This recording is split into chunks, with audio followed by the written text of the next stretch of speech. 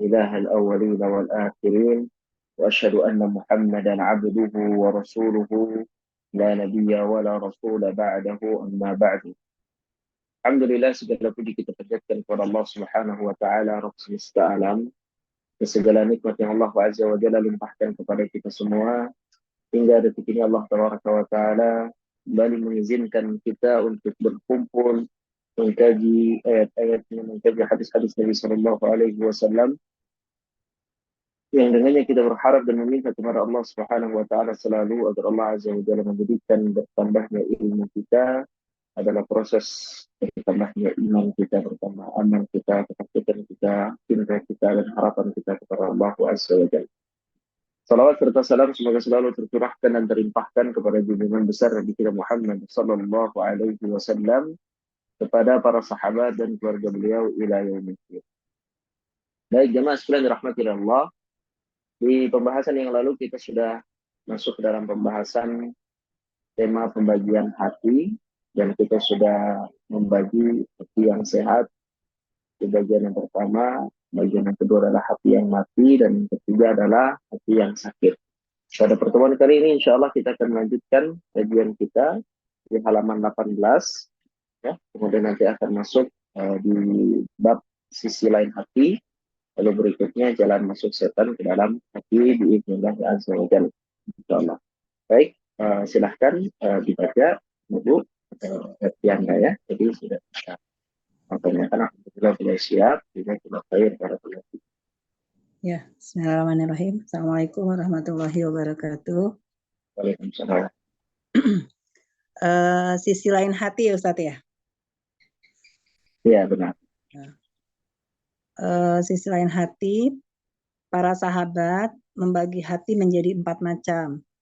Huzaifah bin Al-Yaman berkata, radhiyallahu, hati ada 4. Pertama, hati yang bersih, di dalamnya terdapat lampu yang bersinar terang. Itulah hati orang mukmin. Kedua, hati yang tertutup, itulah hati orang kafir. Ketiga, hati yang terbalik, itulah hati yang orang munafik. Ia mengetahui lalu mengingkari, ia melihat lalu buta. Keempat, hati yang mengandung 2 sisi iman dan sisi kemunafikan. Itulah hati orang yang bisa mengalahkan salah satu di antara keduanya. Hati yang bersih ialah hati yang terbebas dari peribadatan kepada selain Allah. Di dalamnya terdapat lampu yang bersinar terang, yaitu lampu iman. Kebersihan hati mengisyaratkan bahwa ia selamat dari kesamaran perkara batil dan syahwat yang sesat. Lampu menyebabkan hatinya memperoleh sinar terang dengan cahaya ilmu dan iman.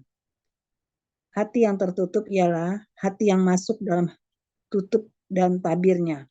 Karena itu, ia tidak bisa ditembus oleh cahaya ilmu dan iman. Hal ini sebagaimana firman Allah Subhanahu wa taala tatkala menceritakan perihal kaum Yahudi.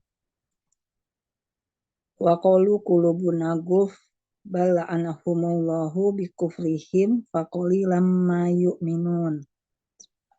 Dan mereka berkata, hati kami tertutup. Surat Al-Baqarah ayat 88. Hati yang terbalik sebagaimana tertuang dalam firman Allah Subhanahu wa taala. Fama lakum fil munafiqina fi'ataini wallahu arakasahum bima kasabu. Maka mengapa kamu terpecah menjadi 2 golongan dalam menghadapi orang-orang munafik? Padahal Allah telah membalikkan mereka kepada kekafiran disebabkan usaha mereka sendiri. An-Nisa ayat 88. Artinya, Allah telah membalikkan dan mengembalikan mereka dalam kebatilan karena usaha dan amal perbuatan mereka sendiri. Hati inilah yang paling buruk. Hati yang mengandung dua materi ialah hati yang sakit yang tidak dihuni iman dan diterangi cahayanya. Ia tidak fokus pada kebenaran yang dituntunkan Allah melalui Rasul-Nya. Di dalamnya terdapat materi iman dan lawan dari iman. Ada kalanya ia lebih dekat pada keimanan, namun ada kalanya lebih dekat pada kekufuran. Ketetapan bahwa hati ini ialah hati yang bersih dan tertutup. bergantung pada materi yang menang. Baik, alhamdulillah. Jazakallahu khair. Disebutkan oleh al-muallif tentang sisi lain hati. Beliau bawakan di sini perkataan Hudzaifah bin Yaman, seorang sahabat Nabi Shallallahu Alaihi Wasallam radhiyallahu taala anhu, beliau katakan para sahabat membagi hati menjadi 4 macam. Hudzaifah bin al-Yaman radhiyallahu anhu berkata, hati ada 4. Katakan hati ada 4. Pertama, hati yang bersih. Di dalamnya terdapat lampu yang bersinar terang. Itulah hati orang mukmin. Artinya orang yang beriman kepada Allah Subhanahu wa taala. Hatinya terang. Kedua, hati yang tertutup. Dan itulah hati orang yang kafir. Katakannya qulubuna ghulf. Dalam ayat yang tadi dibaca. Kami tertutup. Dan yang ketiga adalah hati yang terbalik. Itulah hati orang munafik. Dia mengetahui lalu mengingkari. Dia melihat lalu buta. Begitu ya. Dia tahu, tapi dia ingkar. Itu orang munafik. Dia tahu ya, akan kebenaran, tapi kemudian mengingkari. Karena keimanan itu hanya terbatas di lisan saja. Tapi hati mereka mengingkari. Dan yang keempat adalah hati yang mengandung 2 sisi, sisi iman dan sisi kemunafikan. Itulah hati yang bisa mengalahkan salah satu di antara keduanya. Diterjemahkan, kadang dia dalam keadaan beriman dan kadang ya lebih dekat kepada keimanan, terkadang lebih dekat kepada kemunafikan. Dapat diartikan mukmin yang ahli maksiat tadi ya.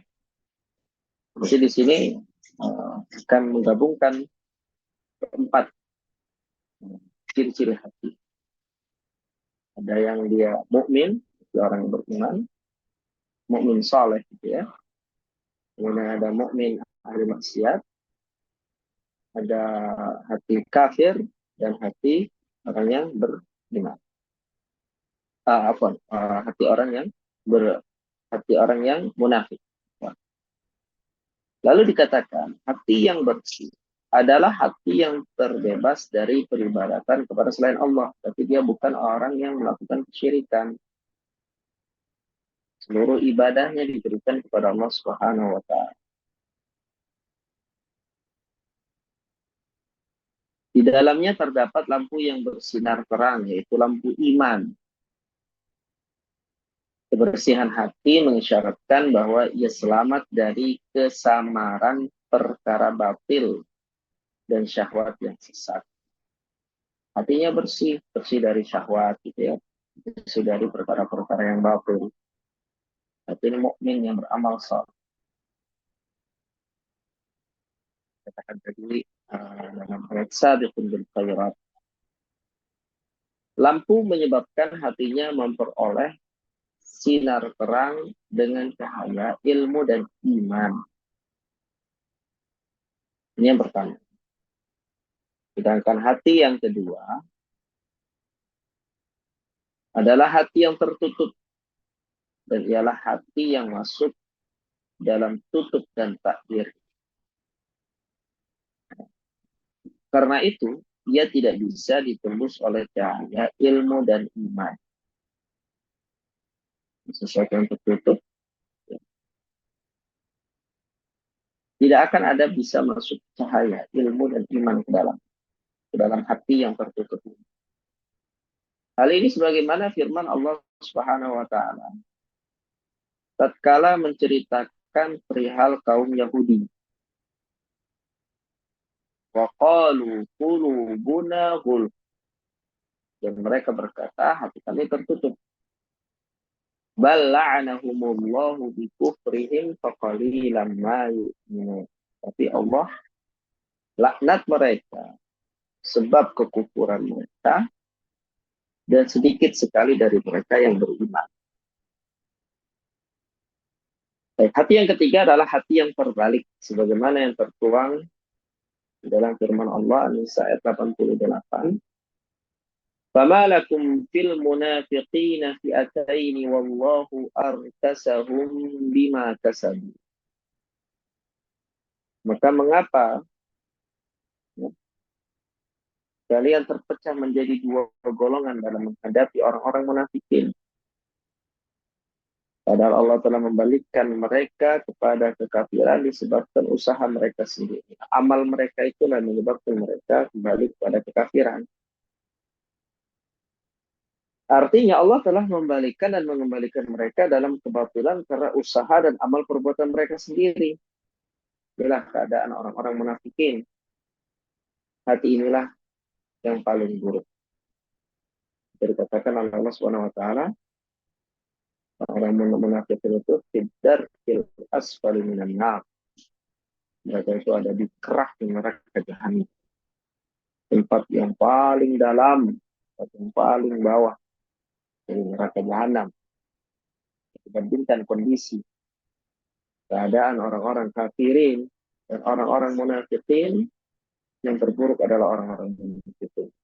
Itu di padahal wahid mereka Islam, mereka menampakkan keimanan, tapi mereka menyembunyikan kekufuran dalam hati mereka dan menjadi balasan Allah berikan kepada mereka itu karena lebih buruk dibandingkan orang kafir asli.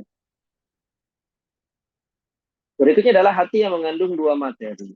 Ialah hati yang sakit, yang tidak dihuni iman dan diterangi cahaya. Dia tidak fokus pada kebenaran yang dituntun Allah melalui Rasul secara sempurna, begitu ya. Secara sempurna. Ada keimanan, tapi kemudian ya, lebih banyak mengikuti syahwat, lebih banyak mengikuti nafsu. Di dalamnya terdapat materi iman dan lawan dari iman. Ada kalanya ia lebih dekat pada keimanan, namun ada kalanya lebih dekat pada kekufuran. Ketetapan bahwa hati ini ialah hati yang bersih atau tertutup bergantung pada materi yang mana. Gitu ya. Dan ini adalah yang mana kita sebutkan tadi, mukmin yang bermaksiat kepada Allah. Tergantung kadar kemaksiatannya. Semakin tinggi dan semakin banyak menumpuk kemaksiatan yang dia lakukan, maka lebih dekat pada arah kekufuran. Maksudnya apa? Kan lebih mudah bagi dia untuk melakukan kekufuran sehingga dia terjerumus dalam kekufuran. Ya. Dan juga kalau seandainya dia menjaga keimanannya, dia akan lebih selamat dengan amalannya itu. Ya, lebih dekat kepada keimanan. Dan seorang yang dekat dengan keimanan akan jauh dari kekufuran. Dan juga sebaliknya ya, orang yang dekat kepada kekufuran akan jauh dari keimanan. Tapi bukan berarti di sini kita katakan orang ini adalah orang yang tidak beriman kepada Allah. Karena ini adalah bagian yang keempat ini adalah orang mukmin yang bermaksiat. Dia tetap beriman, tapi kadar kedekatan kepada kekufuran itu sesuai dengan porsi kemaksiatan yang dia lakukan. Nah, berikutnya silahkan dibaca Ibu, jalan masuk setan ke dalam hati. Jalan masuk setan ke dalam hati. Hati ibarat sebuah benteng. Sementara setan ialah musuh yang selalu ingin memasuki agar bisa menguasai dan mengendalikannya. Tak ada yang mampu menjaga benteng dari serangan musuh, kecuali dengan menjaga pintu-pintunya, jalan masuknya, dan celah-celahnya. Jelas orang yang tak mengetahui pintu-pintunya, ia tidak akan bisa menjaganya. Oleh sebab itu, menjaga hati dari bisikan-bisikan setan ialah sebuah kewajiban. Sementara itu, mengusir setan hanya bisa dicapai dengan cara mengetahui jalan-jalan masuknya. Karena itu, mengetahui jalan-jalan masuknya merupakan suatu kewajiban. Jalan-jalan masuk setan berikut pintu-pintunya ialah sifat-sifat hamba yang jumlahnya amat banyak. Namun demikian, kami hanya akan memaparkan pintu-pintu setan yang besar di jalan-jalan yang tak pernah menyempit lantaran banyaknya tentara setan. Di antara pintu-pintu setan yang besar ialah marah dan syahwat. Marah adalah malapetaka bagi akal. Jika tentara yang bernama akal lemah, tentara setan akan menyerang. Selama manusia masih marah. setan akan menjadikannya bahan mainan, seperti halnya anak kecil yang memainkan bola. Pintu setan yang berbahaya lainnya ialah iri dan tamak. Selama manusia masih tamak, ketamakannya tersebut akan membuatnya buta dan tuli. Sementara yang mampu mengetahui jalan masuk setan ialah cahaya mata hati. Karena itu, apabila mata hati telah tertutup iri dan tamak, ia tak lagi bisa melihat. Saat itulah setan memperoleh kesempatan. Ini dibaca Ustadz ininya apa harapnya? Majisnya. Boleh langsung artinya, boleh. Ya. Dua serigala yang lapar yang dilepaskan di tengah kegerombolan domba itu tidak lebih merusak dibanding ketamakan seorang pada harta dan kemuliaan untuk dinnya. Pintu setan lainnya yang berbahaya ialah kenyang lantaran makan, meskipun barang tersebut halal dan bersih. Sebab kenyang bisa menguatkan syahwat, sedangkan syahwat adalah senjata setan. Pintu setan yang berbahaya lainnya ialah tergesa-gesa dan tidak mengecek terhadap persoalan-persoalan. Rasulullah SAW bersabda, al-jalatu minasyaitoni wana'ani minallahi ta'ala. Tergesa-gesa berasal dari setan dan berlahan-lahan berasal dari Allah. Hadis riwayat Tirmizi dengan lafaz al-ana dan menurutnya hadis ini hasan. Termasuk pintu setan yang berbahaya lainnya ialah bakhil dan takut fakir. Karena semua itu bisa mencegah infak dan sedekah serta mengakibatkan penimbunan kekayaan dan siksa yang pedih. Pintu setan yang berbahaya lainnya ialah fanatik terhadap suatu mazhab serta iri dan dengki terhadap musuh dan memandang mereka dengan rendah dan hina. Perkara tersebut termasuk perkara yang menyebabkan rusaknya semua hamba dan orang fasik. Pasalnya memfitnah manusia dan sibuk menyebutkan kekurangannya merupakan salah satu sifat yang terbentuk di antara sifat-sifat buas dalam tabiat. Termasuk pintunya lagi ialah berprasangka buruk terhadap kaum muslimin. Allah Subhanahu wa taala berfirman, ya ayyuhalladzina amanu jtanibu katsiran minaz zanni inna ba'da zanni isma. Hai orang-orang beriman, jauhilah kebanyakan prasangka atau kecurigaan, karena sebagian dari prasangka itu dosa. Al-Hujurat ayat 12. Orang mukmin menuntut maaf, sedangkan orang munafik menuntut celah. Apabila Anda bertanya, apa obat yang bisa mengusir setan? Apakah cukup dengan zikir kepada Allah Subhanahu wa taala dan ucapan orang la haula wala quwata illa billah?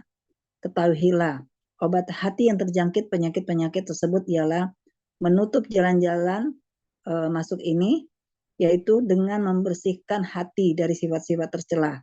Yang hal itu sudah sering kita bahas. Jika pokok-pokok sifat tercela yang menjadi pintu masuk setan ini dibersihkan dari hati, setan tak lagi bisa menggoda. Setelah itu zikir kepada Allah baru akan bisa menghalaunya.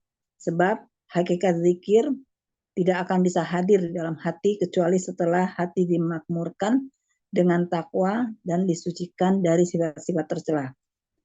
Kalau tidak demikian, zikir hanyalah celotehan untuk jiwa dan tidak bisa menguasai hati. Akibatnya, ia tidak bisa mengusir kekuasaan setan. Oleh sebab itu, Allah Subhanahu wa taala berfirman, innalladzina taqau idza massahum ta'ifum minasyaitoni tazakkaru fa idza hum mubsirun. Sesungguhnya orang-orang yang bertakwa bila mereka ditimpa was-was dari setan, mereka ingat kepada Allah. Maka ketika itu juga mereka melihat kesalahan-kesalahannya. Al-A'raf ayat 201. Kondisi ini khusus bagi orang yang bertakwa. Baik, nah kondisi ini khusus bagi orang yang bertakwa. Katakan jalan masuk setan ke dalam hati. Di pembahasan sebelumnya kita telah bahas bahwasanya hati yang lalai, hati yang tidak dikuasai oleh si pemilik hati itu, akan mudah untuk dikuasai oleh syaitan. Dan di sini jelaskan bahwasanya di hati kita itu ada memang jalan masuk, yang dengannya setan itu bisa masuk ke dalam. Beliau katakan hati ibarat sebuah benteng. Sementara setan adalah musuh yang selalu ingin memasuki benteng tersebut dan bisa menguasai dan mengendalikannya. Jadi seseorang yang dia tidak ingin hatinya dikuasai oleh setan, dia harus selalu menutup celah, dia harus selalu menutup pintu, dia harus selalu menutup jendela hatinya, sehingga tidak ada celah bagi setan untuk masuk. Ya. Tapi kalau dia tidak peduli dengan perkara keimanan, dia tidak peduli dengan perkara hatinya, dia akan masuk menjadi orang yang lalai, dan orang lalai itu akan dengan mudah akan masuk ke dalam hatinya, mengendalikan dan menguasai. Juga dengan seorang pemimpin pasukan yang berada di sebuah benteng kokoh dan besar, kalau dia ingin bentengnya itu aman dari musuh, dia harus pastikan ya di setiap waktu, mungkin setiap setengah jam sekali dia perintahkan pasukannya untuk keliling untuk memastikan semua pintu tertutup, semua celah tertutup, ya.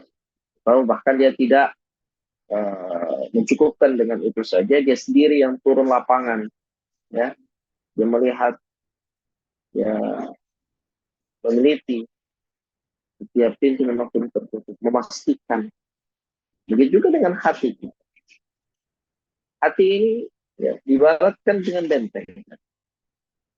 Kita kalau ingin hati kita tidak dikuasai oleh setan, maka kita harus mengendalikan dan menguasai hati itu secara penuh. Jangan berikan celah sedikit pun untuk musuh-musuh kita, yaitu para setan, untuk menguasai hati kita. Tentunya dengan apa? Dengan melakukan zikir kepada Allah Subhanahu wa taala adalah cara yang termudah dan terkuat untuk menutup celah mengingat Allah Subhanahu wa taala dalam aktivitas-aktivitas.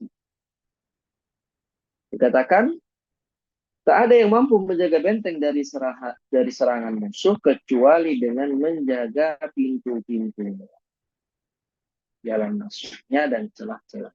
Ya, kalau kita mau menjaga benteng dari serangan musuh yang masuk untuk menyusup, kita harus pastikan pintunya tertutup, jalan masuknya tertutup, celah-celahnya tertutup.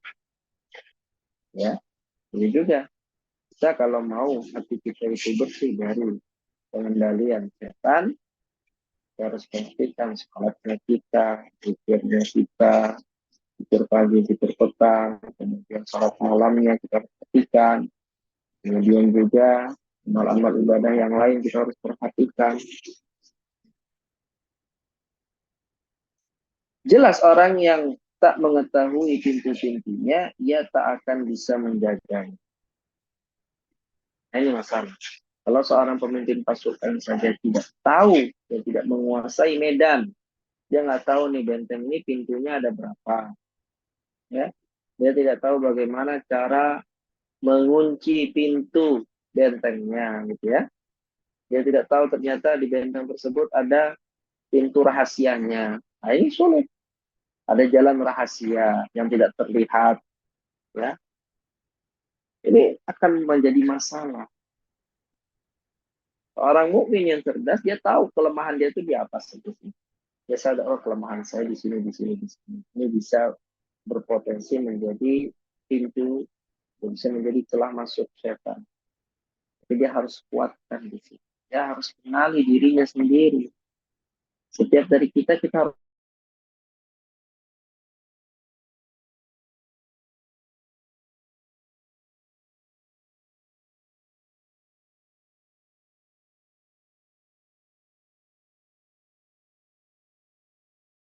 jika dikatakan oleh sebab itu, ya, menjaga hati dari bisikan-bisikan setan adalah sebuah kewajiban. Mau menjaga hati kita ya tidak dikendalikan dan dikuasai oleh setan, kita jauhi dan jaga hati kita dari bisikan setan. Jangan dikasih celah.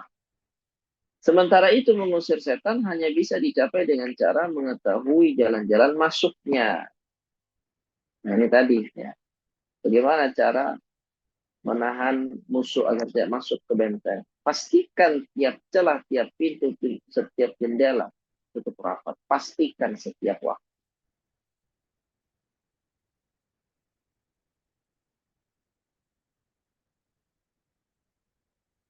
Karena itu mengetahui jalan-jalan masuknya merupakan suatu kewajiban. Mengetahui kelemahan hati kita, kelemahan diri kita, kelemahan jiwa kita juga itu merupakan suatu kewajiban agar kita dapat ya, bersikap, agar kita dapat mengetahui apa yang harus kita perbaiki. Jalan-jalan masuk setan berikut pintu-pintunya adalah sifat-sifat hamba yang jumlahnya amat banyak. Jalan-jalan masuk setan berikut pintu-pintu adalah sifat hamba yang jumlahnya sangat banyak. Makanya adalah sifat-sifat hamba ini, ya, ini merupakan jalan dan pintu setan. Ada orang itu kan sifatnya, yang bawaannya dia mudah untuk emosi, bawaannya rakus, bawaannya cuek, ya, bawaannya iri, tamak, ya, sifat-sifat itu bisa menjadi apa? Pintu setan. Itu masuk setan ke dalam tubuhnya, ke dalam jiwanya, ke dalam hatinya. Namun demikian, kami hanya akan memaparkan pintu-pintu setan yang besar di jalan-jalan yang tak pernah menyempit lantaran banyaknya tentara setan. Jadi yang akan disebutkan di sini hanyalah beberapa saja yang terbesar. Itu berarti yang tidak disebutkan di sini nggak termasuk pintu masuk setan ke dalam hati manusia, tidak. Kita harus kenali pintu-pintu masuknya apa saja. Sehingga kita bisa melindungi hati kita dari mereka. Di antara pintu-pintu setan yang besar, ialah marah dan syahwat. Marah adalah malapetaka bagi akal. Jika tentara yang bernama akal lemah, ya, jika tentara yang bernama akal itu lemah, tentara setan akan menyerang. Jadi kalau akalnya lemah ya sudah, dan mudah untuk marah. Nah, kalau dia sudah terbawa emosi, terbawa amarah, maka akan mudah bagi tentara-tentara setan untuk menyerang hatinya. Karena di situ ketika dia marah, pintunya terbuka lebar. Ya. Selama manusia masih marah, setan akan menjadikannya bahan mainan seperti halnya anak kecil yang memainkan bola. Kalau kita dalam kondisi marah, kita dalam kondisi ya, emosi, maka itu pada hakikatnya pintu masuk setan ke dalam hati kita itu sedang menganga, sedang terbuka lebar. Kalau setan masuk ke dalam hati kita, maka itu hakikatnya setan telah mempermainkan kita. Bagaimana anak kecil yang memainkan bola, dia akan permainkan diri kita. Maka berbagai permasalahan itu semakin menjadi besar permasalahannya karena disikapi dengan emosi. Dan hati-hati ya, kita punya sifat gampang marah, gampang emosi. Ini akan menjadi pintu bagi setan di dalam menguasai dan mengendalikan hati kita. Pintu setan yang berbahaya lainnya adalah iri dan tamak, hasad, rakus. Selama manusia masih tamak, ketamakan tersebut akan membuatnya buta dan tuli. Selama dia ingin mendapatkan yang banyak, tamak dengan harta dunia, tamak dengan ya kenikmatan duniawi, udah itu dia akan tertutupi matanya, tertutupi telinganya. Dia ingin mendapatkan uang yang banyak, dia ingin mendapatkan cash yang banyak. Bagaimana? Ya, akhirnya dia menggunakan jalan-jalan riba. Ya, dia punya pinjam ke bank. Baru dia tahu kalau itu haram, gitu ya. Jadi pengetahuan itu tidak bermanfaat bagi dia. Ya. Pengetahuan itu tidak bermanfaat bagi dia. Bagaikan orang buta, bagaikan orang tuli, ya, dinasehati, ditegur, tidak akan mampu. Karena memang bawaan dari awalnya, sifat tamaknya itu, sifat kerakusan dia akan harta dunia itu sudah menutupi hati. Sementara yang mampu mengetahui jalan masuk setan adalah cahaya mata hati. Tidak ada cahayanya sudah. Cahayanya itu sudah kalah dengan pintu yang terbuka lebar dan pasukan-pasukan setan yang masuk ke dalam hatinya. Karena itu apabila mata hati telah tertutup iri dan tamak, ia tak lagi bisa melihat. Tidak bisa lagi melihat mana yang benar, mana yang salah. Mana yang Allah cintai, mana yang Allah cintai, mana yang Allah ridai, mana yang Allah benci. Tidak bisa lagi membedakan. Kenapa? Pengibaratan di sini sangat kena sekali. Orang buta. Orang buta dilepas, dia tidak bisa membedakan mana jalan, ya, mana tembok. Gitu kan. Sampai dia terbentur dulu. Sampai terjedut dulu, baru dia tahu oh, di depan ini tembok. Tidak bisa dilewati. Ya. Dia tidak bisa membedakan, ya, mana yang warna hitam, mana yang warna putih, mana warna kuning, mana warna pink. Tidak bisa membedakan. Semua diambil. Ya. Dia tidak bisa membedakan mana jalan yang lurus, yang mulus, mana jalan yang penuh kerikil. Dia tidak bisa bedakan. Ya. Kenapa? Karena tidak ada cahaya mata hati. Cahaya mata hatinya kemana? Hilang, sudah kalah dengan sifat tamak yang ada pada diri. Nah, ketika hatinya itu sudah tidak bisa melihat lagi, tidak bisa membedakan mana yang benar, mana yang salah gitu ya. Saat itulah setan memperoleh kesempatan. Itulah kesempatan setan. Apa dikatakan di sini oleh Nabi Shallallahu Alaihi Wasallam dalam sebuah hadis yang diriwayatkan oleh Imam Tirmidzi, "Madhi bani jaihani ursila fi gonamin bi afsadalaha min hirsil mar'i 'alal mali wasyarafi lidini." Dua serigala lapar yang dilepaskan di tengah gerombolan domba itu tidak lebih merusak dibandingkan ketamakan seseorang pada harta dan kemuliaan untuk din. Jadi orang yang tamak dengan harta itu akan lebih merusak dibandingkan domba lapar yang dilepas di gerombolan domba. Serigala serigala lapar yang dilepas di tengah gerombolan domba. Ada serigala lapar terus dilepas di dalamnya ada di depannya ada domba, maka tentu dia akan, ya, rusak itu gerombolan domba, ya. Dia akan makan salah satu dari mereka. Begitu juga dengan orang yang tamak dengan harta, orang yang tamak dengan jabatan.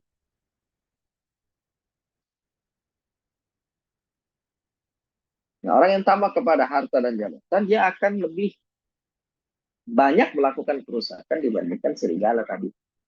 Lebih parah lah ya kerusakan. Itu setan lainnya yang berbahaya ialah kenyang lantaran makan, meskipun barang tersebut halal dan bersih. Walaupun makanannya halal, walaupun makanannya baik, tapi kalau sampai dia berlebihan di situ, itu akan menjadi pintu. Di antara pintu setan adalah kekenyangan. Sebab kenyang bisa menguatkan syahwat. Sedangkan syahwat adalah senjata setan. Yang, ya, kemudian syahwatnya akan menguat dan syahwat itu dan menjadi senjata bagi setan.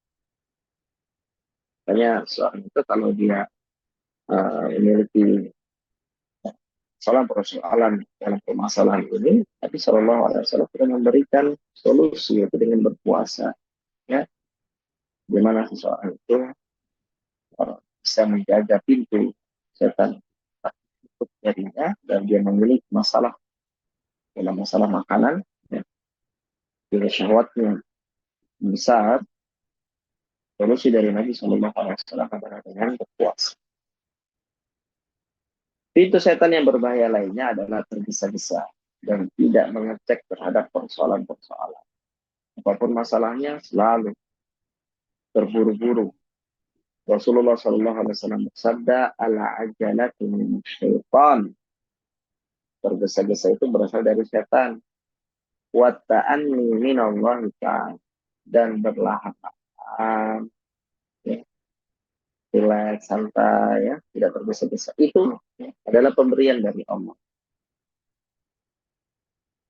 Termasuk pintu setan yang berbahaya lainnya adalah bakhil, sifat pelit pikir, dan takut fakir, takut miskin.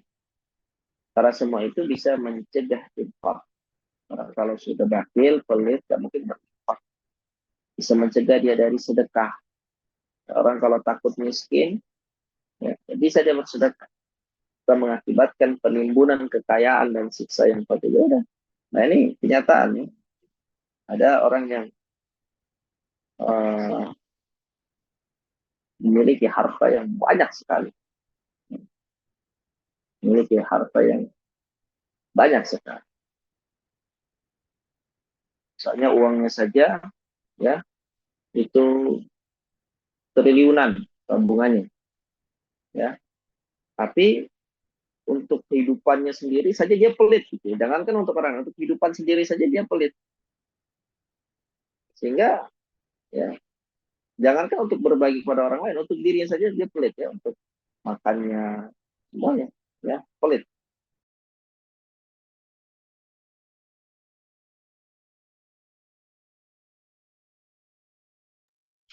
Dia lakukan adalah hanya mengumpulkan harta, menumpuk, menumpuk, menumpuk, menumpuk, ya, tidak bersedekah, tidak berinfak. Pintu setan yang berbahaya lainnya adalah fanatik terhadap suatu madhab, fanatik kepada golongan, fanatik kepada komunitas, yang juga pintu setan. Serta iri dan dengki terhadap musuh dan memandang mereka dengan rendah dan hina. Kesombongan, ya. Kesombongan ini adalah pintu setan yang berbahaya. Perkara tersebut termasuk perkara yang menyebabkan rusaknya semua hamba dan orang fasik. Ya. Pasalnya memfitnah manusia dan sibuk menyebutkan kekurangan yang merupakan salah satu sifat yang terbentuk di antara sifat-sifat buas dalam tabiat. Jadi, dengan kita mengetahui dan mempelajari ini, kita tahu pintu-pintu setan itu apa saja sih, sehingga setan itu bisa masuk dan menguasai hati kita. Nah, di antaranya adalah ngomongin orang, sibuk dengan orang lain, sibuk mengomentari orang lain, ya, sibuk menyebutkan diri, menyebutkan kekurangan orang lain, aib orang lain, sibuk membicarakan aib orang lain, memfitnah manusia. Itu saja aktivitas. Ya. Sehingga ini kan merupakan salah satu pintu yang menganga, yang terbuka lebar bagi setan, dan setan bisa menguasai. Ya. Memandang orang lain dengan rendah dan hina, melihat dirinya tinggi, dengan penuh kesombongan. Inilah pintu setan. Termasuk pintunya lagi, pintu setan yang berbahaya adalah berprasangka buruk terhadap kaum muslimin. Ya, jadi isi pikirannya itu hanya hal-hal yang negatif. Melihat orang buruk sangka, melihat si fulan buruk sangka, ngomongin kejelekan, ngomongin keburukan. Nah, seperti ini tidak akan ada habis-habisnya, tidak akan ada henti-hentinya. Ya, hari ini kita dengan dia membicarakan orang. Besok ketika orang yang sudah habis, dia akan membicarakan kita. Ya. Tidak ada habis-habisnya ya. Sifat yang seperti ini. Dan ini adalah salah satu pintu setan. Ya. Hari ini kita dengan dia menggibahi orang lain. Ya. Menggibahi orang lain. Besok ketika semua orang sudah habis digibahi, dia akan gibahi kita. Atau kita akan gibahi dia. Hanya Allah SWT dalam surat Al-Qur'an katakan ya ayyuhalladzina amanu ijtanibu katsiran minadh-dhann. Hai orang-orang beriman, jauhilah dari banyak berprasangka. Prasangka buruk. Suudzon. Inna ba'dadh-dhanni ithmun, karena sebagian prasangka itu adalah dosa. Maka di sini pelajaran bagi kita semua untuk menunjukkan diri kita dengan introspeksi diri kita. Itu lebih banyak dibandingkan kita melihat dan mengomentari kesalahan orang. Orang mukmin menuntut maaf, sedangkan orang munafik menuntut celah. Apabila Anda bertanya, apa obat yang bisa mengusir setan? Apakah cukup dengan zikir kepada Allah Subhanahu wa taala dan ucapan orang la haula wala quwata illa billah? Ketahuilah obat hati yang terjangkit penyakit-penyakit tersebut ialah menutup jalan-jalan masuk ini, yaitu dengan membersihkan hati dari sifat-sifat tercela, dan hal ini sudah sering kita. Apa maknanya? Ya. Jadi obat-obat itu, ucapan-ucapan zikir itu, ya, merupakan salah satu jalan. Jadi bukan satu-satunya jalan. Nah, jalan yang terbaik agar setan tidak menguasai hati kita adalah dengan menutup celah. Jangan bersifat dengan sifat-sifat yang buruk, sifat tercela, jauhkan diri dari sifat-sifat itu. Sehingga memang tidak ada kesempatan bagi setan untuk menguasai hati kita. Gitu ya. Jika pokok-pokok sifat tercela yang menjadi pintu masuk setan ini dibersihkan dari hati, ya, dia buang sifat iri dalam hatinya, dia buang sifat dengki dalam hatinya, dia buang sifat dendam dalam hatinya, dia buang suudzon dalam pikiran dan hatinya, gitu ya. Dia buang tergesa-gesa dalam hatinya, gitu ya. Ketamakannya dalam hatinya. Kalau dia bisa hilangkan sifat-sifat itu, maka di sini pada hakikatnya setan tidak lagi bisa menggoda hatinya. Kenapa? Karena hatinya sudah bersih, pintunya semua tertutup bagi setan, tidak bisa masuk dan tidak bisa menguasai dia. Setelah itu zikir kepada Allah baru akan bisa menghalau. Ya. Sebab hakikat zikir tidak akan bisa hadir di dalam hati kecuali setelah hati dimakmurkan dengan takwa dan disucikan dari sifat-sifat tercela. Jadi, beliau ingin bahas mana ini yang didahulukan gitu ya, dari menutup pintu masuknya setan ke hati atau dengan berzikir. Beliau katakan tutup dulu pintunya baru berzikir. Ya. Hilangkan dulu sifat-sifatnya, baru kemudian kita berzikir. Ya. Jadi sifat-sifat yang menjadi celah setan itu masuk ke dalam hati, itu terlebih dahulu kita tutupkan. Ya, kita berzikir. Karena hakikat zikir itu tidak akan bisa hadir dalam hati kita kecuali setelah hati itu dimakmurkan dengan takwa. Mungkin bisa jadi seorang itu berzikir dengan lisannya, tapi akan sulit masuk ke dalam hatinya. Kenapa? Karena hatinya belum bersih. Ya. Belum bersih dari sifat-sifat tercela. Kalau tidak demikian, maksudnya apa nih? Ya, dia masih menjalankan sifat-sifat tercela. Dia masih menggibahi orang, dia masih disibukkan kesalahan orang lain, disibukkan mengomentari aib orang lain. Dia tahu hatinya penuh dengan tamak tapi tidak mau membersihkan hatinya. Dia tahu hatinya penuh dengan dengki, penuh dengan suuzon, penuh dengan buruk sangka kepada orang lain gitu ya. Tapi dia masih zikir.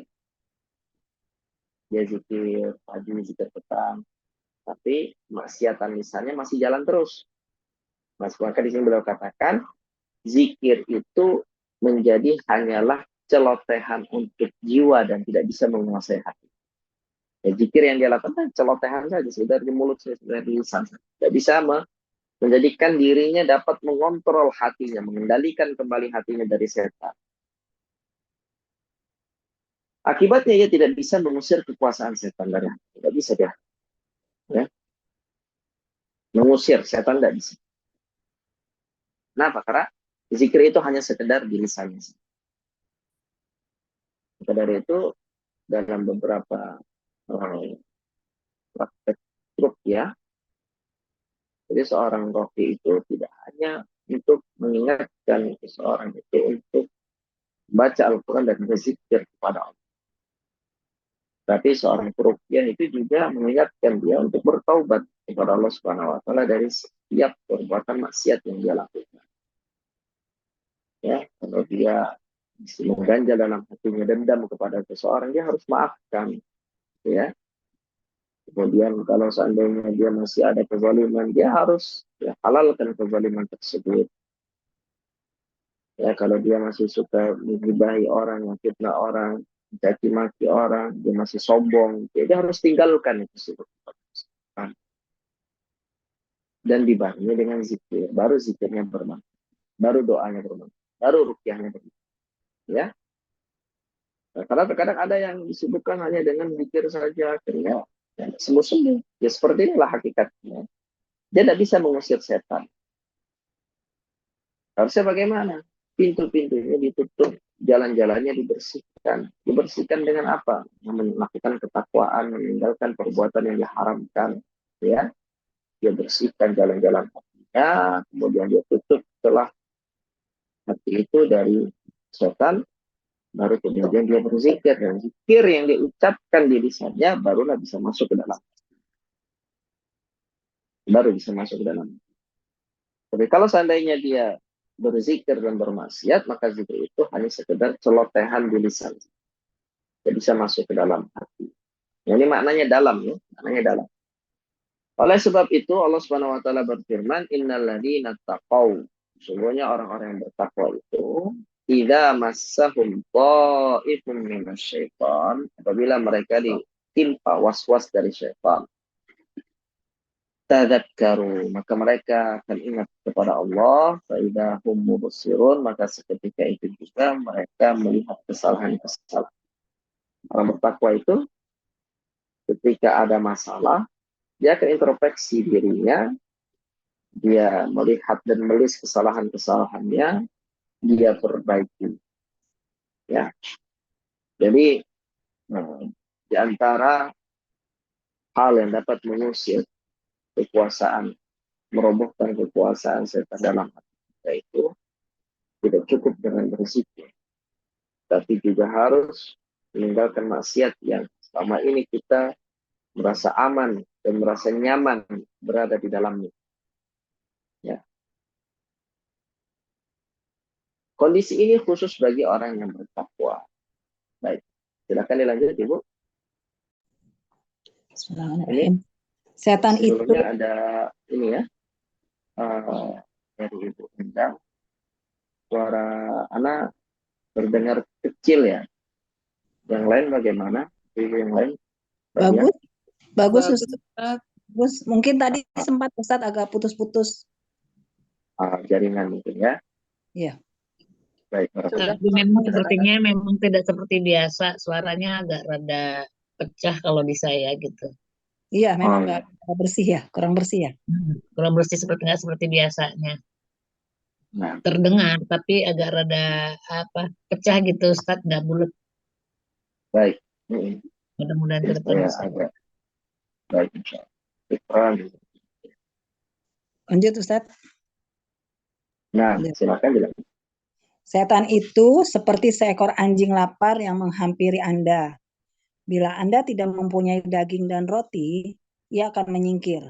Sementara kalau Anda berkata padanya pergi, hanya sekedar ucapan, Anda bisa mengusirnya jauh. Akan tetapi bila Anda memiliki daging, sementara anjing tersebut sedang lapar, ia akan merebut daging tersebut dan tidak akan pergi, hanya Anda gertak dengan ucapan. Begitu pula hati, bila ia sunyi dari makanan kesukaan setan, setan akan menjauhi hanya sekedar dengan zikir. Akan menjauh hanya sekedar zikir. Namun bila syahwat menguasai hati, ia akan mengusir hakikat zikir sampai ke tepian hati. Sehingga zikir tak bisa mempengaruhi noda hitamnya. Lantas setan akan menetap di noda hitam hati. Rasulullah Shallallahu Alaihi Wasallam bersabda, di dalam hati ada dua keinginan. Pertama, keinginan dari Allah, yaitu melindungi dengan kebaikan dan mengakui kebenaran. Barang siapa yang mendapatinya, hendaknya ia tahu bahwa hati itu dari Allah, dan hendaklah ia memujinya. Kedua, keinginan dari musuh, yaitu yang melindungi dengan kejelekan, mengingkari kebenaran, dan mencegah dari kebaikan. Karena itu, barang siapa mendapatinya, hendaklah ia meminta perlindungan kepada Allah dari setan yang terkutuk. Beliau kemudian membaca firman Allah Subhanahu wa taala. Asyaitonu yang idukumul faqara wa ya'murukum bil fahsya. Setan menjanjikan atau menakut-nakuti kamu dengan kemiskinan dan menyuruh kamu berbuat kejahatan atau kikir. Al-Baqarah ayat 268. Al-Hasan mengatakan, keduanya ialah keinginan yang menghuni hati, keinginan yang datang dari Allah Subhanahu wa taala dan keinginan yang datang dari musuh Allah. Allah merahmati hamba yang berhenti di depan keinginannya. Apabila keinginan itu dari Allah, ia meneruskannya. Dan apabila dari musuhnya, akan ia perangi. Berdasarkan fitrahnya, hati sebenarnya siap menerima perintah-perintah Allah dan perintah-perintah setan dengan kadar yang sama. Pengutamaan terhadap salah satu sisi terjadi karena mengikuti hawa nafsu, menuruti syahwat, atau karena berpaling dari hawa nafsu dan menentang keinginan syahwat. Jika manusia mengikuti hal-hal yang memicu amarah dan syahwat, menanglah pengaruh setan melalui hawa nafsu. Akhirnya, hati menjadi sarang setan dan tempat pengembalaannya. Karena hawa nafsu merupakan tempat pengembalaan dan padang rumput setan. Apabila ia melawan syahwat, tidak memberinya kesempatan menguasai hati dan menghiasi diri dengan perilaku para malaikat, hatinya menjadi tempat tinggal para malaikat dan tempat pendaratan mereka. Pertempuran antara pasukan malaikat dan setan selamanya akan terjadi di dalam hati, hingga hati dimenangkan oleh salah satunya. Lalu ia menempatinya. Penguasaan setan terhadap hati adalah sebuah perampasan. Mayoritas hati dibuka dan dikuasai tentara-tentara setan. Lantas, mereka memenuhinya dengan bisikan-bisikan yang mengajak agar memilih kehidupan dunia dan membuang jauh-jauh kehidupan akhirat.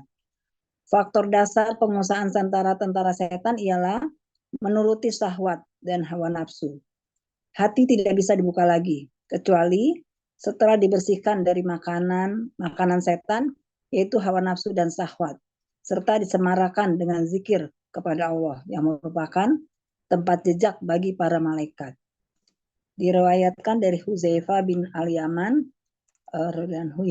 Rasulullah Shallallahu Alaihi Wasallam bersabda,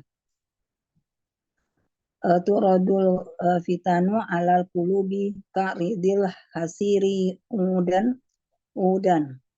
fa ayyu qalbin usribaha nukita fihi nuktatun sauda'u wa ayyu qalbin ankaraha nukita fihi nukatun bayda'u hatta ta'uda qulubu ala qalbaini qalbun aswadu murbadan kal kauzi mujahyan la ya'rifu ma'rufan wala yungkiru mungkaron illa ma usriba min hawa'u wa qalbun. Berbagai fitnah akan dihadapkan pada hati bagaikan tikar yang dibentangkan helai demi helai. Mana saja hati yang termakan oleh fitnah tersebut akan ditempeli oleh bintik hitam. Dan hati yang tidak tergoda oleh fitnah itu akan ditempeli oleh bintik putih. Sehingga ada dua macam hati.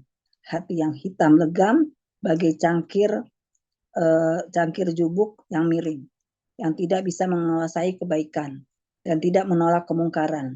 Ia hanya menurutkan hawa nafsunya. Dan hati yang putih bersih, yang tidak tergoda oleh fitnah selama masih ada langit dan bumi. Bila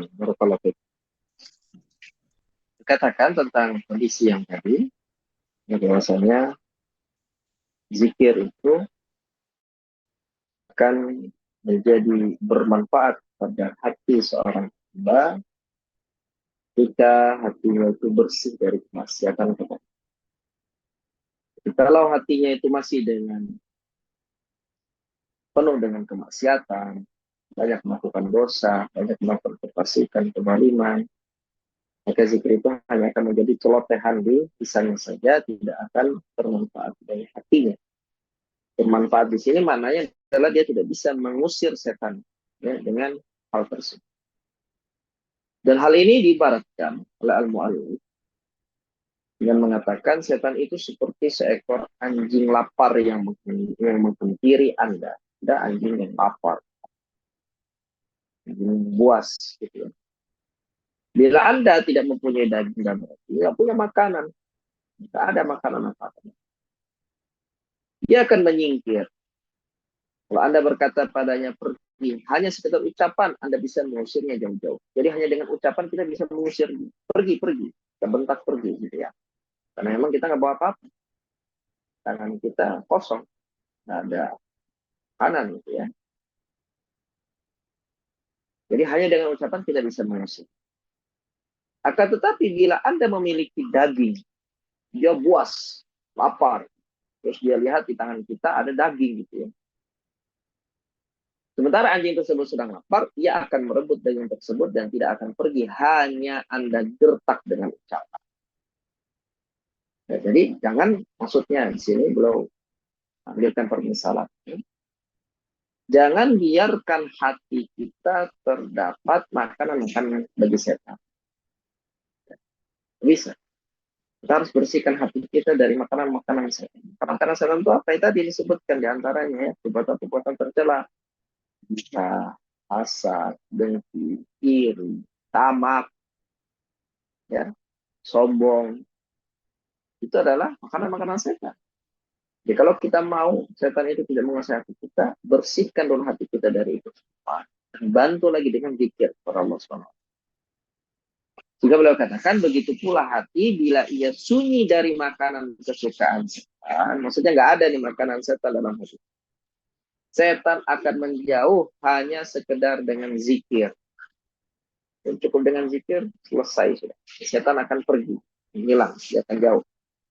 Namun bila syahwat menguasai hati, ya, penuh dengan kemaksiatan, hati syahwat, ia akan mengusir hakikat zikir sampai ke tepian hati sehingga zikir tak bisa memengaruhi noda hitamnya. Tidak bisa itu memengaruhi noda hitam, tidak bisa menghapus, tidak bisa membersihkan noda hitam yang ada dalam hati. Karena setan akan menetap di noda hitam hati. Jadi noda hitam inilah adalah bagian kekuasaan setan yang masuk ke dalam hati kita. Kalau kita tidak mau setan ada dalam hati kita, bersihkan noda hitam. Dan noda hitam ini adalah kemaksiatan. Ya. Rasulullah SAW bersabda, di dalam hati ada dua keinginan. Pertama, keinginan dari Allah, yaitu yang melindungi dengan kebaikan dan mengetahui kebenaran. Barang siapa yang mendapatinya, hendaknya ia tahu bahwa itu dari Allah dan hendaklah ia memuji Allah. Kedua, keinginan dari musuh, yaitu yang melindungi dengan kejelekan, mengingkari kebenaran, dan mencegah dari kebaikan. Karena itu barang siapa yang mendapatinya, hendaklah ia meminta perlindungan kepada Allah dari setan yang terkutuk. Jadi musuh di sini maksudnya adalah setan itu. Keinginan dari Allah, keinginan dari setan. Keinginan Allah itu apa? Kita mengikuti kebenaran. Dan keinginan dari musuh kita, keinginan dari setan adalah kita ya mengingkari kebenaran. Beliau kemudian membaca firman Allah Subhanahu wa taala di dalam surat Al-Baqarah ayat 268, asy-syaitanu ya'idukumul faqra wa ya'murukum bil fahsya. setan menjanjikan menakut-nakuti kalian dengan kemiskinan dan menyuruh kalian berbuat kejahatan, berbuat kikir. Ya inilah kemudian disebut dengan ya, keinginan. Al-Hasan mengatakan, keduanya ialah keinginan yang menghuni hati. Keinginan yang datang dari Allah dan keinginan yang datang dari musuh, dari setan. Allah merahmati hamba yang berhenti di depan keinginannya. Apabila keinginan itu dari Allah, ia meneruskannya, dan apabila dari musuhnya akan ia perang. Berdasarkan fitrahnya, hati sebenarnya siap menerima perintah-perintah Allah dan perintah-perintah setan dengan kadar yang sama. Secara fitrah, ya, kesiapan hati itu bisa-bisa saja. Ya. Dia melakukan perintah Allah, dan secara fitrahnya dia juga bisa melakukan perintah dari setan. Ya. Berbuat baik bisa, gitu ya. Berbuat buruk bisa. Itu fitrah hati. Pengutamaan terhadap salah satu sisi terjadi karena mengikuti hawa nafsu dan menuruti syahwat. Kapan seseorang itu akan lebih condong mengikuti perintah setan kalau dia isi hatinya dengan syahwat dan hawa nafsu. Ya. Atau karena berpaling dari hawa nafsu dan menentang keinginan syahwat. Jadi kalau dia tentang hawa nafsunya karena menyisihi perintah Allah, maka dia akan dengan mudah menjalankan perintah Allah. Jika manusia mengikuti hal-hal yang memicu amarah, memicu syahwat, menanglah pengaruh setan melalui hawa nafsu. Ya. Akhirnya hati menjadi sarang setan. Kalah dia. Dia tidak bisa nih, ya, mengusir amarah, mengusir syahwat dari hatinya, sehingga dikuasailah setan itu, ya, hatinya dikuasai oleh setan dengan jalur amarah dan syahwat. Ya, akhirnya hatinya menjadi sarang bagi setan, tempat penggembalaan. Karena hawa nafsu merupakan tempat penggembalaan dan padang rumput setan. Tempat yang paling disukai oleh setan adalah ketika hati seseorang itu dipenuhi dengan syahwat. Apabila ia melawan syahwatnya, dilawan syahwat, tidak memberinya kesempatan untuk menguasai hati dan menghiasi diri dengan dan lalu kemudian dia menghiasi diri dengan perilaku para malaikat. Ketika ya, dia lawan syahwatnya, dia lakukan hal-hal yang baik, ibadah, hatinya akan menjadi tempat tinggal para malaikat dan tempat pendaratan mereka. Pertempuran antara pasukan malaikat dan setan selamanya akan terjadi di dalam hati. Hingga hati dimenangkan oleh salah satunya lalu ia menempatinya. Penguasaan setan terhadap hati adalah sebuah perampasan. Mayoritas hati dibuka dan dikuasai tentara-tentara setan. Lantas mereka memenuhinya dengan bisikan-bisikan yang mengajak agar memilih kehidupan dunia dan membuang jauh-jauh kehidupan akhirat. Faktor dasar penguasaan tentara-tentara setan adalah menuruti syahwat dan hawa nafsu. Hati tidak bisa dibuka lagi kecuali setelah dibersihkan dari makanan setan. Apa itu makanan setan? Hawa nafsu dan syahwat, serta disemarakkan dengan zikir kepada Allah yang merupakan tempat jejak bagi para malaikat. Diriwayatkan dari Hudzaifah bin Yaman radhiyallahu anhu, Rasulullah bersabda, berbagai fitnah akan dihadapkan pada hati bagaikan tikar yang dibentangkan helai demi helai. Mana saja hati yang termakan oleh fitnah tersebut akan ditempeli oleh bintik hitam. Dan hati yang tidak tergoda oleh fitnah akan ditempeli oleh bintik putih. Sehingga ada dua macam hati. Hati yang hitam legam bagaikan cangkir tubuh yang miring, yang tidak bisa mengetahui kebaikan, tidak menolak kemungkaran, ia hanya menurutkan hawa nafsunya, ini yang hitamnya.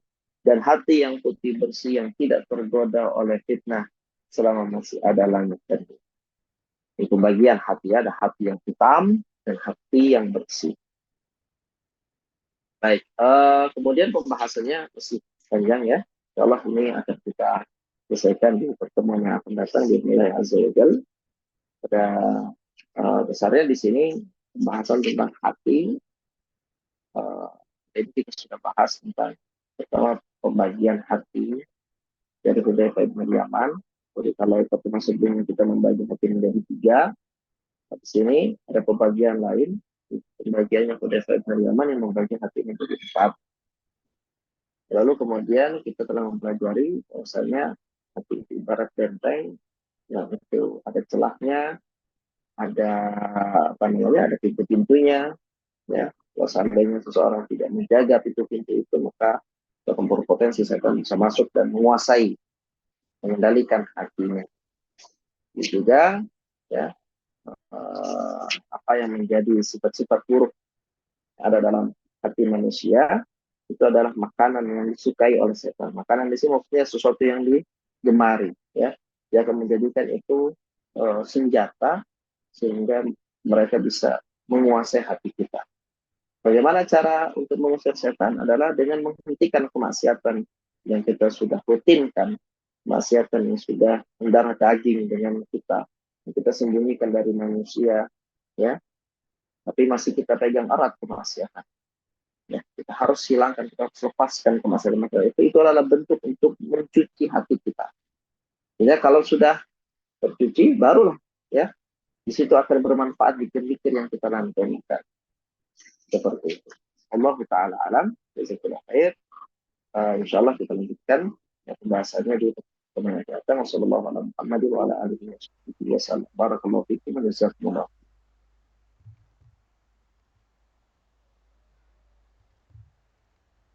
Baik, jazakillah khair wa barakallahu fiki pada jemaah yang telah berpartisipasi dalam membacakan materi dan juga kepada Al-Ustaz Abu Ayyub.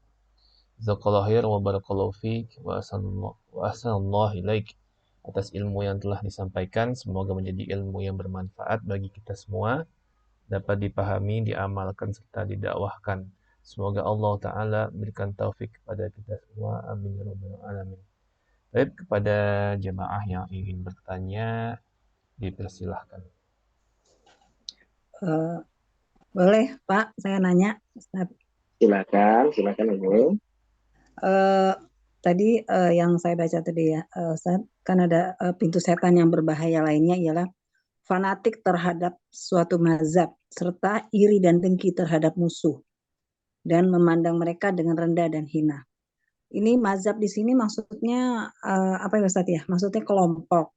Nah, kelompok itu apakah misalnya ada dalil kalau kita tidak berjamaah maka kita seperti apa tuh hadisnya Ustaz yang serigala yang maksudnya jadi kita harus berjamaah gitu. Nah, yang saya tanyakan berjamaah di sini juga maksudnya apakah jemaah harus komunitas-komunitas atau apa gitu loh Ustaz. Maksud saya seperti itu. Terus seperti misalnya mazhab, misalnya ya semacamnya mungkin bisa juga ini ya semacam kayak kelompok gitu ya Ustaz ya. Apakah benar Ustaz Irfan? Ya itu aja Ustaz dari saya. Jazakallah khair. Barakallahu fi. Ini barakallahu fi. Nah, untuk permasalahan madhab, ya madhab itu kalau diartikan sebagai kelompok bisa ya benar. Jadi dikatakan fanatik. Bukan berarti berkelompok itu tidak boleh, berkomunitas itu tidak. Yang tidak dibolehkan adalah fanatik. Fanatik itu apa? Apabila ya kepentingan kelompok itu bertentangan dengan hukum Allah, dengan syariat Allah, lalu kemudian kita lebih memprioritaskan kelompok itu, komunitas itu, barulah ini katakan fanatik. Ya. Kecuali kalau apa yang menjadi asas dari komunitas kelompok itu sesuai dengan syariat Allah Subhanahu wa taala. Tidak ada pertentangan di situ. Tidak dia disebutkan sebagai fanatik. Fanatik itu ketika terjadi benturan antara kelompok dengan syariat Allah, antara kelompok dengan dalil. Jelas-jelas kelompoknya salah gitu ya dalam menentukan suatu sikap misalnya. Oke, salah dalam menentukan dalam menentukan. Di sini dia tidak boleh bela. Dia tidak boleh bela itu. Ya. Dia tahu di situ bertentangan dengan hukum Allah gitu. Dia tidak boleh bela. Kalau dia bela, maka ini jatuhnya fanatik. Ya. Allah Ta'ala. Kemudian berkaitan dengan jamaah, apa yang disebutkan dari dalilnya tadi, itu berlaku bagi jamaah yang berada dalam satu kepemimpinan khalifah, ya. Jadi kalau selama tidak ada khalifah maka hadis tersebut tidak berlaku. Jadi kalau dikatakan baiat gitu ya, ini kewajiban bagi khalifah. Jadi kalau hanya sekedar untuk berkumpul, jamaah-jamaah itu kan adalah bersama dengan yang lain gitu ya. Satu orang, kemudian 2 orang, 3 orang, ini kan jamaah. Kalau seandainya itu berdasarkan ketakwaan, berdasarkan dalil, berdasarkan hal yang baik, maka tidak ada masalah. Ya. Allah Ta'ala alam. Ya Ustaz, jazakallah. Amin. Baik, jazakumullah khairan wa barakallahu fikum pada jemaah tentang bertanya dan juga atas penjelasan dari Al-Ustaz Abu Ayyub. Ada jemaah yang ingin bertanya, dipersilakan kembali. Ya Ustadz, saya juga ingin bertanya. Masih di poin yang itu Ustadz, pintu setan yang berbahaya lainnya ialah fanatik terhadap suatu mazhab, serta iri dan dengki terhadap musuh dan memandang mereka dengan rendah dan hina. Yang saya mau minta penjelasannya Ustadz tentang iri dengki terhadap musuh. Maksudnya apa ini Ustadz? Bukankah musuh memang harus dimusuhin gitu? Bisa dijelaskan Ustadz? Itu aja. Baik, barakallahu fiik wa ahsanallahu ilaik. Musuh di sini ya bisa diartikan bukan hanya musuh dalam agama gitu ya. Musuh ini ya setiap hal yang tidak kita senangi pada dasarnya ya. Ada kan orang-orang yang memang apa namanya, kita ini sebagai manusia kan punya fitrah. Ada hal-hal yang memang kita sukai gitu ya, dan kita benci gitu ya. Memang dari fitrahnya. Nah ada orang yang kemudian dalam diskusi kita, dalam perdebatan kita, dalam komunikasi kita, ada yang memang tidak cocok. Bukan berarti musuh di sini dia menentang Allah, menentang Rasulnya, enggak. Ya. Tapi dia yang kemudian adalah orang yang memang tidak bisa cocok dengan kita ya. Lalu berselisih. Jadi dia yang hal yang sifat kepentingan pribadi. Baik. Jadi tidak selalu diartikan musuh di sini adalah musuh yang dia menentang Allah dan Rasulnya gitu ya. Orang-orang yang seperti ini ya tidak pantas bagi kita untuk melihat saya lebih bermartabat dibandingkan dia gitu ya. Saya lebih berpendidikan dibandingkan dia, saya lebih lama belajar gitu ya. Atau saya lebih kaya dari dia, saya lebih banyak ibadahnya dari dia tahu apa gitu kan, dia nggak tahu apa-apa gitu. Seperti ini. Hal-hal yang seperti ini adalah yang menyebabkan seseorang itu menjadi terbuka pintu setan untuk masuk ke dalam hati. Allah Ta'ala alam. Begitu Ibu. Oh, maksudnya di sini Ustadz berarti musuh yang masih dalam keislamannya ya Ustadz, bukan Iya, bukan kekufur. Iya, iya. Iya, paham Ustadz. Jazakallah khair Ustadz. Barakallahu fiik. Amin wa iyyakum. Jazakumullah khairan wa barakallahu fikum. Pertanyaan dari jemaah dan juga penjelasan dari Al-Ustaz. Pada jemaah yang ingin bertanya, dipersilakan kembali.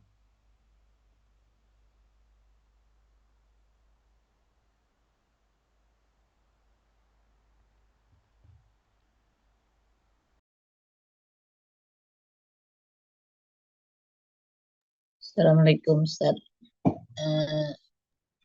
Ustaz, kalau dibahas ini ternyata Masya Allah ya, bahasanya tadi disebut zikir itu menjadi celotehan gitu loh Ustaz. Itu sesuatu hal banget ya. Artinya begini, ini nanti saya berpikirnya gini, berarti kemaksiatan hati itu kan luar biasa. Ini tapi di sini disebutkan di masalahnya membuka, artinya membuka pikiran ini begini. Sesuatu hal yang marah itu pintu setan gitu. Awalnya seperti itu ya Ustaz. Makanya Rasulullah mengajarkan latar dop jangan marah gitu loh.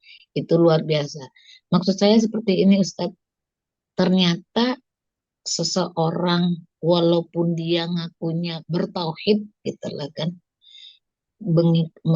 beribadah kepada Allah, melakukan sesuatu yang baik, itu tidak otomatis ya Ustadz. Kalau tadi kan ada pembagian, tapi kalau kita tidak mengetahui pintu-pintu setan ini, terjebak juga akhirnya masuk ke jatuhnya kepada orang yang bertauhid tapi melakukan kezoliman, artinya melakukan maksiat-maksiat. Begitu ya Ustadz Ya, memahaminya.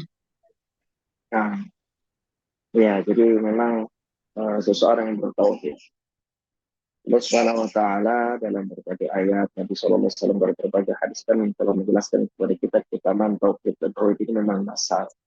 Dia adalah sesuatu yang sangat penting untuk kita pelajari. Tapi eh, yang harus kita pahami selanjutnya setelah kita memahami tauhid, bahwasanya setan itu dalam menjerumuskan seseorang ke dalam kekufuran itu tidak serta-merta langsung menyuruh dia kepada kekufuran itu sendiri, ya. Dia bertahap, ya. Ada yang langsung disuruh untuk sujud kepada patung, ada yang mau, tapi ada juga yang tidak mau, gitu ya, karena dia paham itu adalah perbuatan yang berbahaya. Lalu bagaimana setan itu agar bisa menjerumuskannya? Akhirnya dibuatlah tipu daya-tipu daya. Tipu daya-tipu daya seperti apa? Sesuatu yang akhirnya kemudian dia lalai di situ. Kemaksiatan, nafsu, syahwat, ya, dilihat celahnya oleh setan. Makanya tadi dibahasakan seseorang itu akan lebih dekat kepada kekafiran, gitu ya. Kenapa ada bahasa lebih dekat kepada kekafiran? Karena seseorang itu ketika dia sudah disibukkan dengan kemaksiatan, iman itu kan akan semakin lemah. Semakin banyak kemaksiatan yang dilakukan oleh seorang hamba, maka akan semakin tipis keimanannya. Ketika iman itu tipis, ya, terus disenggol saja sama setan, gitu ya, hilang imannya. Dalam arti kata, setan itu akan mengarahkan dia untuk melakukan suatu hal yang tanpa dia sadari itu adalah kekufuran, dan dia jatuh kepada kekufuran. Jadi musuh setan itu musuh yang nyata bagi kita. Jadi syariat ini yang Allah Subhanahu wa taala turunkan, ini adalah satu kesatuan yang tidak bisa kita lihat, oh ini adalah sesuatu yang penting dan ini tidak penting. Ya, memang ini semua satu kesatuan. Kalau seseorang itu dia telah mempelajari hal yang paling prioritas, maka dia dalam mempelajari berikutnya apa nih? Ya, untuk masalah hati ini penting. Oke, kita belajar masalah hati. Ada hal-hal yang terkadang kita ini tidak bisa kita remehkan. Ada seorang yang bertauhid, tapi dia disibukkan dengan kemaksiatan. Kemaksiatan itulah yang akan menjadikan hatinya tipis. Masalah itu yang akan menjadikan hatinya, ya, keimanannya sudah tidak tersisa kecuali sedikit sekali, ya. Sedikit lagi dia melakukan suatu hal, hilang imannya, gitu kan. Jadi ini merupakan keyakinan Ahlussunnah wal Jamaah bahwa iman itu bisa menghilang sampai tidak terbekas, ya. Tidak berbekas sedikit pun, ya. Dan iman itu bisa bertambah sampai menjadi sempurna, ya. Jadi seperti itu Allah Ta'ala. Artinya begini Ustadz, kalau saya kan melihat yang dicontoh gitu loh. Seorang Umar bin Khattab begitu masuk ke Islam, mentauhidkan Allah, merubah akhlaknya. Artinya bisa menjadi kebaikan. Artinya dasar pertama tadi kalau Ustadz sampaikan, diawali dengan yang pokok, kemudian tidak meremehkan hal yang kecil seperti membersihkan hati seperti ini gitu ya Ustadz ya, karena agama Islam ini detail ya Ustadz, sampai dengan hal yang terkecil gitu loh, sampai untuk mendapatkan hati yang sehat itu diawali dengan mentauhidkan Allah, tidak mengkufurin Allah gitu. Tetapi ada pintu-pintu setan karena dia berjanji untuk memasukkan hambanya ini ke dalam, hamba Allah yang tidak ikhlas ini ke dalam bersama-sama dia ke dalam neraka. Jadi banyak sekali celah-celahnya. Begitu ya Ustadz. Tadinya saya berpikir kalau orang bertauhid itu artinya kan realita terlihat juga belajar tauhid tetapi memiliki akhlak yang buruk. Artinya akhlak buruk ini kan yang tercela nih Ustaz. Artinya sifat marah gitu loh. Pintunya setan gitu loh Ustaz. Memahaminya demikian, artinya tidak otomatis ya Ustaz. Nah, ya tentu gini, kalau kita urutkan gitu ya, memang misalnya seperti orang tadi dia punya sifat marah, dia punya apa namanya, dia punya berbagai kemaksiatan yang dilakukan, misalnya dia punya efek kufur. Kan kalau kita pelajari di tauhid, seseorang itu ketika dia menghadap kepada Allah dengan membawa dosa-dosa seperti itu, kan ada dua kemungkinan. Allah ampuni, atau Allah balas dengan dengan dosa yang dia lakukan. Ya, kalau dia membawa dosa 1 kilo, gitu ya, dia harus dibersihkan juga dengan 1 kilo juga gitu ya, siksaan. Gitu. Nah, masalahnya kita ini tidak tahu, ya, apakah kita ini akan berakhir dengan hanya membawa kemaksiatan saja, ataukah dengan kita ya, menyepelekan kemaksiatan itu, akhirnya ending kita masuk ke dalam kekufuran yang tadi kita bahasakan secara perlahan tadi, karena ketipisan iman. Ya, kita ini tidak tahu nih, ya. Kalau misalnya kita bertemu dengan Allah Subhanahu Wa Taala, kemudian membawa dosa kemaksiatan, ya, itu masih lebih baik dibandingkan dengan orang, ya, yang dia menganggap dirinya mukmin gitu ya, bertauhid, tapi karena saking banyaknya amalan-amalan yang membuat imannya tipis gitu ya, di akhir hayatnya dia melakukan kekufuran dan dia tidak sadar itu kekufuran sehingga imannya hilang. Nah, jadi kita nggak bisa ya tutup mata dari maksiat gitu ya, karena ini juga pada hakikatnya saling berkaitan dengan keimanan gitu ya. Kalau kita belajar tauhid, ya, inilah yang kita pelajari, ini tazkiyatun nafs, sebenarnya tauhid itu sama saja gitu ya, karena ini satu kesatuan. Karena kan iman itu apa sih? Iman itu adalah pembenaran di hati, pikiran, lisan, amal dengan anggota tubuh. Apa yang kita amalkan itu kan iman, gitu ya. Kalau kita melakukan kemaksiatan, berarti iman kita berkurang, gitu ya. Ada yang kemudian bisa menyebabkan iman itu hilang, itu melakukan kekufuran, dan ada yang menyebabkan iman itu hanya sekedar berkurang saja. Ada yang sampai hilang, ada yang sampai berkurang. Ya, berkurang itu baik kemaksiatan. Tapi bukan berarti ketika kita fokus untuk mempelajari sesuatu yang bisa menghilangkan tauhid gitu ya, agar kita terhindar. Tapi kita lupa untuk mempelajari hal-hal yang bisa mengurangi keimanan. Ini juga penting ini. Allah Ta'ala. Ustaz, berarti ini lebih banyak cenderung kepada poin keempat ya Ustaz. Hati itu mengandung 2 materi ya. Artinya ke sana ya Ustaz. Nah, ya artinya kalau orang yang belajar maksudnya itu antara dekatnya kemana dia lebih condongnya. Begitu ya Ustaz, yang dipahami dari batas ini ya. Gitu. Baik Ustaz, jazakallahu khair, barakallahu fiik. Amin.